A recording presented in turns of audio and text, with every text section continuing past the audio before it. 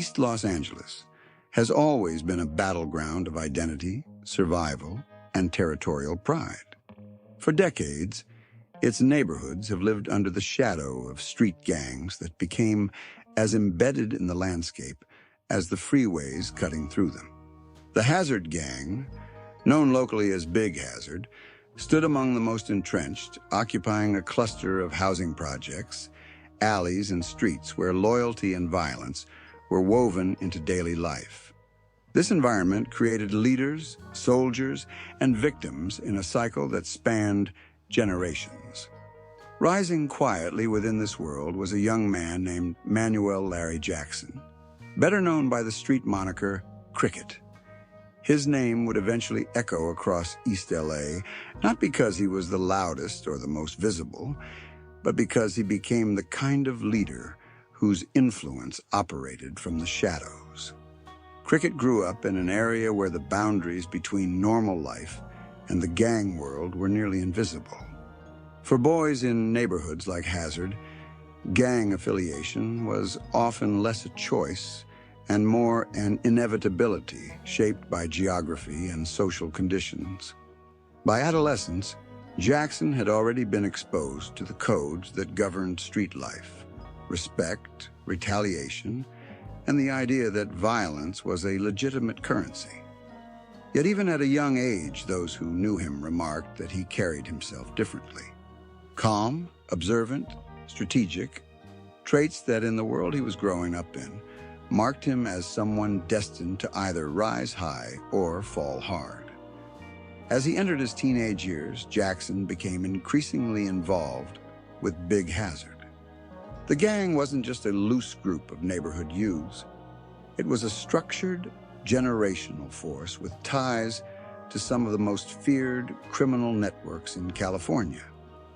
It controlled local narcotics markets, enforced brutal rules within the community, and submitted to the authority of the Mexican Mafia, La M, whose iron grip extended deep into the California prison system. For young men like Cricket, proving oneself to the gang wasn't simply about committing violence. It was about demonstrating discipline, loyalty, and the ability to follow and enforce orders without hesitation. Jackson excelled at these unwritten requirements. His ascent was gradual but unmistakable. Even before adulthood, he developed a reputation for being level-headed and calculating. He was not the type of gang member who sought attention on the streets or flaunted his status. Instead, he observed. He learned. He absorbed the structure of criminal leadership and paid attention to those who commanded real power within the Hazard projects. His nickname, Cricket, came not from any flamboyant behavior, but from his quiet, almost unassuming presence. He didn't need to dominate conversations or engage in reckless behavior to be noticed. Instead, people remembered him because he was always listening. Eventually, like so many who are drawn deeper into the gang lifestyle, Jackson's crimes caught up with him. Arrests, convictions, and extended periods of incarceration brought him into the orbit of the California prison system, a world ruled not by steel bars, but by the invisible governance of the Mexican Mafia. Once inside, his qualities quickly set him apart. La M has always valued individuals who combine intelligence with absolute ruthlessness, and several high-ranking members took notice of Cricket's composure. He didn't posture, he didn't boast, he simply operated with a focus that made him valuable. By the late 1990s and early 2000s, Jackson had developed strong ties to La M members who saw in him the qualities needed to enforce their will back on the streets. Inside prison, respect is earned through action, but power is granted through trust, and trust in the Mexican Mafia is dangerously rare. Yet Jackson received it. Over time, he wasn't just another incarcerated gang member, he was an investment. Someone the organization believed could be relied on to manage and maintain a profitable criminal operation far beyond the prison yard. As his alignment with Laim deepened, Cricket's role evolved. The Mexican Mafia's structure depends on a steady stream of money, discipline, and control flowing from neighborhoods like Hazard into the prison hierarchy. Every gang member on the outside becomes an earner. Every clique becomes a revenue generator. And every shot caller becomes a crucial extension of Laim's dominance. Jackson became that extension. With each passing year of incarceration, he gained more authority, not less. What prison removed from him physically, it compensated for by giving him the tools for remote control. Coded communication systems, loyal intermediaries, and the fear-driven obedience of the streets. By the time Jackson was fully recognized as a Mexican Mafia member, he had already assumed an unofficial leadership role over Big Hazard.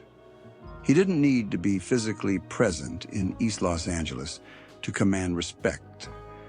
Within gang circles, the mere association with Laim carries weight, but when someone is acknowledged as a member or soldier of the organization, that weight becomes absolute. Jackson's orders became law. His directives shaped the flow of drugs, the discipline of gang members, and the street's willingness to cooperate or suffer the consequences. This rise was not accidental. It reflected the unique structure of the Mexican Mafia, where incarcerated leaders wield more influence than free men. Inside the prison system, conversations held behind reinforced glass or through smuggled cell phones can determine the fate of entire neighborhoods. Jackson had entered a world where violence, loyalty, and profit were inseparable, and he had risen with remarkable speed. To the uninitiated, the idea that one man locked inside a cell could control the movements of hundreds of gang members outside may seem impossible. In East LA, under the rule of Laim, it was simply reality.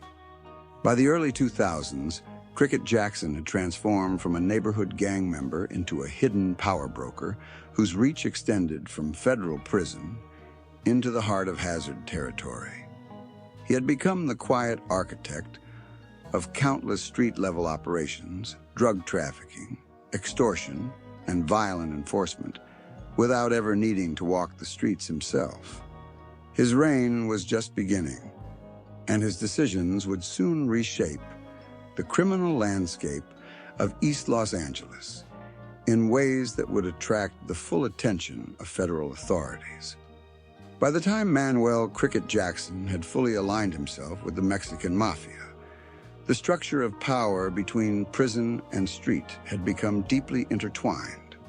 Inside California's correctional system, Laim operated like a shadow government, exerting authority that rivaled any legitimate institution. Orders issued from cramped cells traveled seamlessly into the open streets of East Los Angeles, and those orders were treated with the weight of law. Within this framework, Cricket emerged as the primary overseer of the Hazard gang, turning the neighborhood he once walked as a youth into a fully operational extension of the Mexican Mafia's influence. Hazard, often referred to as Big Hazard, was not just another street clique. It was one of East LA's most deeply entrenched gangs, with roots stretching back generations. Its members controlled key blocks, alleys, and housing projects where criminal revenue could be extracted daily. This made the gang valuable to the Mexican Mafia, which relied on neighborhood-based organizations to generate steady profit. For Laim, gangs like Hazard were more than affiliations. They were franchises.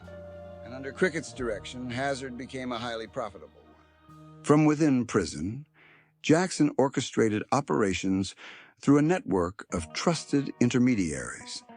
In Laim culture, these individuals were known as secretarios, street-level lieutenants responsible for translating the instructions of imprisoned leaders into action. These secretarios communicated through coded letters known as kites, contraband cell phones smuggled through visiting rooms, or messages passed through released inmates who returned to the neighborhood. Every communication method carried risk, but these systems had been perfected over decades. Jackson's ability to direct Hazard's activities so efficiently was a testament not only to his organizational intelligence, but to the sophistication of the Mexican Mafia's communication infrastructure. Under Crickett's guidance, the drug trade within Hazard territory operated with the kind of structure often associated with organized crime syndicates rather than neighborhood gangs. Methamphetamine, heroin, PCP, and crack cocaine were the primary products, and Jackson expected steady revenue from every transaction. Dealers working within Hazard's boundaries knew they were obligated to pay rent, a street tax mandated by LAM. Anyone selling drugs without authorization risked immediate and brutal consequences. The money collected from this taxation system flowed upward, eventually reaching Jackson, and by extension, the Mexican Mafia's higher leadership. In Hazard's world, the idea of rent was not negotiable. It was the lifeblood of the organization. Jackson ensured it was collected consistently, often demanding detailed accounting from his representatives on the outside. The gang's drug market was divided into sectors, each with appointed workers responsible for maintaining order and profit. Even local independent dealers, not affiliated directly with Hazard, had to pay if they wanted to operate in the territory. Those who refused were subjected to violent enforcement, usually in the form of beatings, drive-by shootings, or property destruction. Violence functioned not just as punishment, but as a reminder of the invisible authorities safeguarding the neighborhood's criminal economy. Crickett's influence extended far beyond drug transactions. He implemented discipline among Hazard members with the same rigidity expected inside prison walls. Disobedience, disrespect, or financial dishonesty were considered direct challenges to his authority, and by extension, the authority of LAM. Gang members who failed to meet obligations or were suspected of cooperating with law enforcement were targeted for violent retaliation. Jackson's orders often determined who lived safely within the neighborhood and who became a marked man. This climate of controlled violence was key to maintaining order. It established a hierarchy where Jackson's word was final, and a fear ensured compliance. But Jackson did not rule solely through intimidation. He also maintained a sense of structure and identity among the gang. Members felt a sense of pride in being part of Hazard under his leadership. He projected the image of a leader who understood both the struggles of street life and the expectations of LAM, a balance that made him respected as much as he was feared. Meanwhile, Hazard's activities expanded into extortion schemes beyond drug taxation. Local businesses, informal vendors, and even residents engaged in underground economies, such as counterfeit merchandise or unlicensed food sales, were pressured into paying tribute to the gang. This money supplemented the income generated from narcotics and created an environment where nearly every economic transaction in the neighborhood benefited the organization. Whatever revenue entered Hazard territory was expected to pass through Jackson's network. Jackson also played a central role in resolving internal gang disputes. Conflicts between different cliques or individuals within Hazard were often brought to him for decision-making. When arguments over money, territory, or personal disrespect escalated, intermediaries would communicate with Cricket, who acted as the final arbiter. His decisions were considered binding. Disputes that might have erupted into widespread, chaotic violence were instead contained through his centralized control, a sign of how deeply embedded his authority had become. But managing Hazard was only one part of a larger tapestry. Jackson also had to maintain relationships with other gangs and shot callers operating in East Los Angeles. In some cases, he approved alliances that benefited both sides. In others, he authorized defensive or retaliatory violence against rival groups encroaching on Hazard's interests. Every strategic decision had implications for the Mexican Mafia's broader criminal network, and Jackson was increasingly viewed as one of its dependable architects. The most striking reality of Jackson's power was that he executed all of this from within the confines of federal prison. He navigated this underground empire from behind thick walls, steel bars, and constant surveillance. Yet the walls did nothing to restrain his influence. Law enforcement officials later described him as a central figure in a criminal ecosystem that operated with startling efficiency. Hazard became more organized, more profitable, and more violent under his leadership, changes that did not go unnoticed. Despite his confinement, Jackson's reach expanded. He was no longer just a conduit for orders. He had become a decision-maker, acting with the authority of a full-fledged Mexican Mafia member. His commands shaped the daily lives of countless individuals across East Los Angeles. The rising flow of drug money, the tightening control over the streets, and the increasing sophistication of Hazard's operations all pointed to one truth. Cricket had become the hidden hand guiding an entire gang from within a prison cell.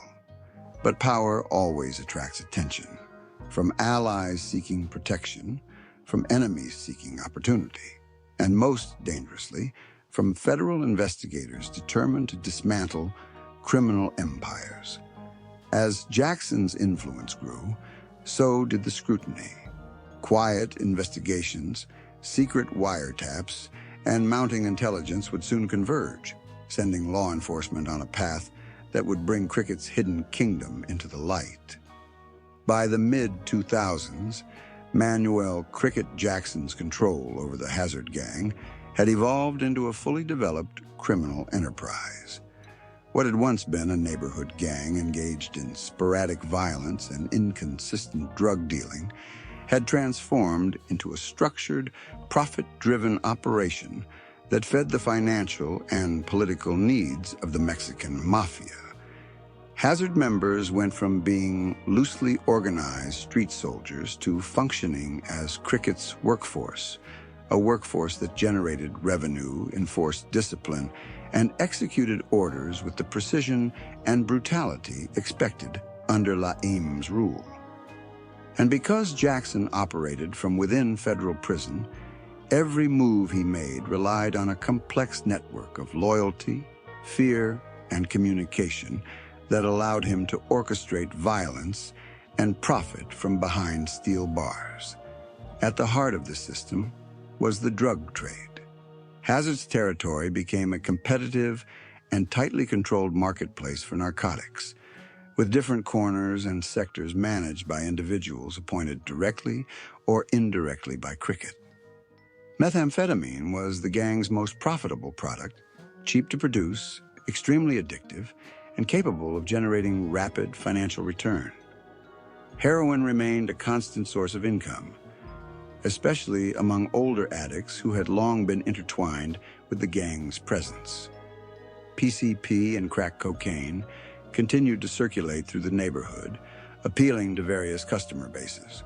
All these drugs flowed through networks maintained by Hazard members, and every sale was a small cog in the larger machine that powered the Mexican Mafia's financial engine. Cricket ensured that this machine ran without disruption. Dealers were expected to maintain steady output, and the taxes collected, known as rent, were meticulously monitored. Jackson wanted reliability, not excuses. and anyone who disrupted the flow of money quickly found themselves facing the consequences. For Hazard members, selling drugs wasn't simply an avenue for personal profit. It was a responsibility, a mandate that served the gang's hierarchy, and ultimately, La M. In Cricket's world, anything less than full compliance was considered a betrayal, but profit alone wasn't enough to maintain control. Violence was the backbone of Hazard's system of governance, and it was wielded both strategically and mercilessly. When a drug dealer failed to pay rent, Hazard enforced punishment swiftly. Sometimes it meant a warning, property destruction, vandalism, or threats delivered through intermediaries. Other times, the consequences escalated to assaults, shootings, or disappearances. These acts were not random fits of aggression. They were calculated demonstrations designed to remind the streets who truly held power. Cricket understood that fear was one of the most potent tools available to a leader in his position, and he made sure it was used effectively. Inside Hazard territory, even residents who were not involved in gang life felt the reach of Cricket's authority. Small vendors, unlicensed businesses, and individuals operating informal, cash-based services often found themselves paying tribute to the gang. While this extortion was less consistent than drug taxation, it represented another revenue stream and a method of reinforcing dominance over the neighborhood. People complied not because they wanted to support the gang, but because they knew the alternative, defiance, carried risks that could endanger their families. While Jackson controlled the flow of money, he also governed the internal discipline of Hazard with the same rigidity that the Mexican Mafia expected. Violations of street code, stealing, lying, failing to follow orders, or showing disrespect, were dealt with harshly. And while many might assume that incarceration would limit Jackson's ability to enforce discipline, the opposite was true. Prison made his authority even more absolute. In a world where contacting the wrong person could result in death, Jackson's directives were followed with near-total compliance. If a Hazard member angered, disrespected, or betrayed Cricket, he could be targeted inside or outside the prison system. That dual threat created an atmosphere where disobedience was nearly unheard of. Cricket's rule wasn't limited to the immediate operations of Hazard. He also played a significant role in influencing alliances, rivalries, and neutral zones within East Los Angeles.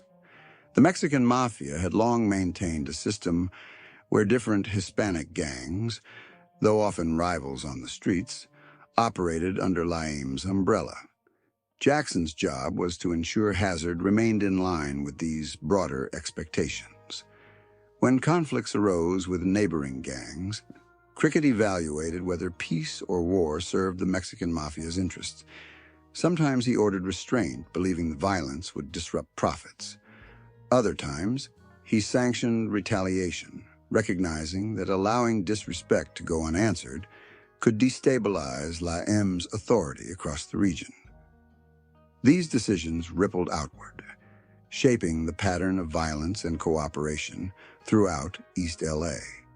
And because Jackson communicated through carefully constructed channels, his presence in these decisions became all the more powerful, mysterious, omnipresent, and unpredictable. Hazard members operated under the belief that Cricket saw everything, knew everything, and could reach anyone. This belief was not entirely misplaced.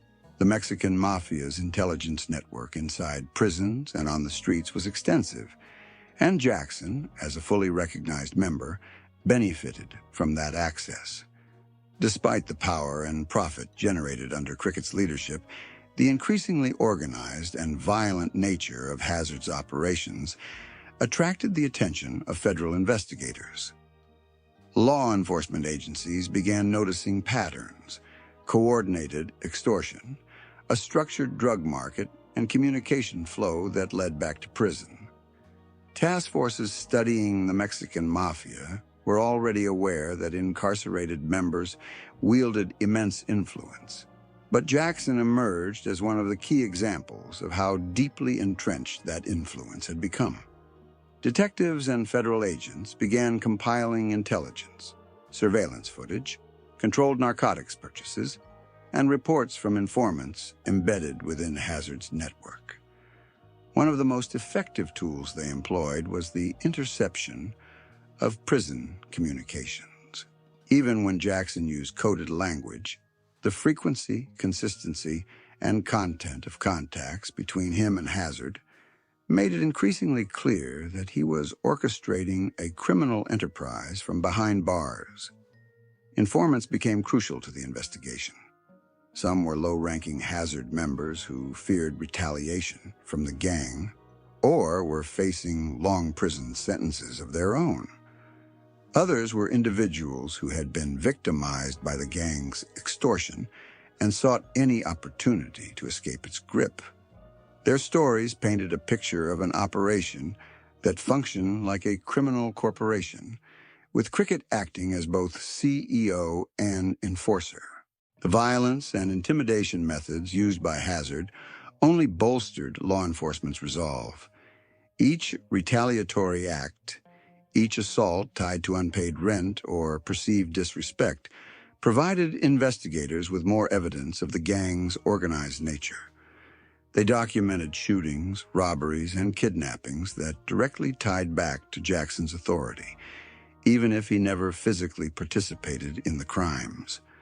In the eyes of prosecutors, Cricket had become the embodiment of the modern Mexican Mafia member, highly strategic, deeply influential, and capable of inflicting immense harm without ever setting foot on the street. As investigators built their case, they also uncovered the broader impact of Jackson's rule. Hazard's operations extended beyond its immediate territory, influencing smaller gangs, independent dealers, and even non-gang community members throughout East LA. The Mexican Mafia, through Jackson, had successfully turned the neighborhood into a microeconomy dependent on criminal enterprise. For years, this system had functioned quietly, generating money and enforcing order. But now, law enforcement saw clearly that the gang's stability and profit were the results of Jackson's leadership, and they began preparing to strike. What investigators didn't know was that Cricket felt untouchable. He believed, like many high-ranking La AIM members, that the compartmentalized nature of the gang's communications and the loyalty of its members would protect him. In some ways, he was right. For years, investigators struggled to penetrate the gang's layers of secrecy. But the growing number of violent crimes, the steady flow of narcotics, and the testimonies trickling in from those who feared retribution eventually provided the cracks prosecutors needed. And as federal agents closed in, Jackson's empire began to show signs of strain. External pressures were mounting. Rival gangs became emboldened. Younger Hazard members grew reckless. Drug revenues fluctuated. And the quiet stability that had characterized the peak of Cricket's rule began to give way to uncertainty. What came next would be the most dangerous phase of his story, the phase where power, paranoia, and law enforcement converged, threatening to dismantle everything he had built. As the mid-2000s turned into the 2000s, a sense of inevitability settled over the world that Manuel "Cricket" Jackson had built. For years, he had controlled Hazard with a combination of strategy, fear, and the invisible authority of the Mexican Mafia. But the same precision that made his criminal network effective also made it easier for law enforcement to map, track, and document. What had once seemed unshakable now appeared vulnerable, and the pressure to dismantle Jackson's control grew stronger with each new act of violence attributed to the gang. The federal government's interest intensified after investigators collected enough corroborating intelligence to suggest Jackson wasn't just a member of La M. He was an active architect of the organization's criminal economy. Detectives, prosecutors, and gang task forces began working collaboratively, pooling evidence, wiretaps, informant statements, and surveillance reports. Their goal was not just to target street-level participants, but to dismantle the leadership structure that allowed prison gang members like Cricket to operate as if they were free. In Jackson, authorities saw both a symbol and a strategic target, someone whose capture and conviction could send a shockwave through East Los Angeles and beyond. One of the turning points came when investigators managed to break through the coded language that Jackson used in his communications. Prison calls monitored by federal agents revealed subtle patterns, mentions of rent, references to individuals out of pocket, discussions about cleaning the neighborhood, and the ominous phrase green lights used to authorize violent retaliation. These phrases, at first vague, became clearer when matched with real-world events: an unpaid drug debt followed by a shooting, a rival encroaching on hazard territory followed by a beating, a suspected informant disappearing shortly after Cricket expressed concerns about loose ends. Piece by piece, Jackson's orchestrated activities emerged like a blueprint painted across East LA,